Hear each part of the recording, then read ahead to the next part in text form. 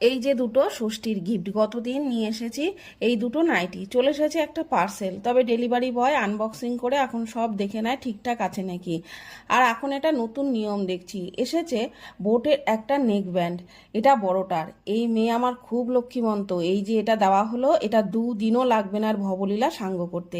আমি স্নান করে নতুন একটা নাইটি পরলাম, নতুন জিনিস পরলে মনটা বেশ খুশি খুশি লাগে, কি বলেন? বাবার টাকা ধ্বংস করার কি আনন্দ দেখুন, একেই বলে কারো পৌষ মাস কারো সর্বনাশ। দিদির জিনিস কানে দিয়ে আনন্দে আত্মহারা। ওপরে এসে দেখলাম হঠাৎ করেই মেঘ করেছে, এরপর অপেক্ষার অবসান। আষাঢ় মাসের প্রথম বর্ষা নামলো। সকালে খাবো বাটার টোস্ট, আর এই মাছ রান্না করতে গেলে বিশেষ সাবধানতা অবলম্বন করতে হয়, না হলে চোখে মুখে তেল ছিটে কানা হতে হবে। আর রান্না করলাম কুমড়ো শাক দিয়ে ডাল। ওরে বাবা, আমার দেখে মনে হচ্ছে ওই যে মঞ্জুলিকা হয়ে গেছি। এখন একটু বেরোবো, তাই পুপুন বলল, দাও মা তোমার চুলটা আমি একটু ঠিক করে দিই। আর কোথায় যাচ্ছি সেটার জন্য চোখ রাখুন নেক্সট ভিডিওতে। বাই।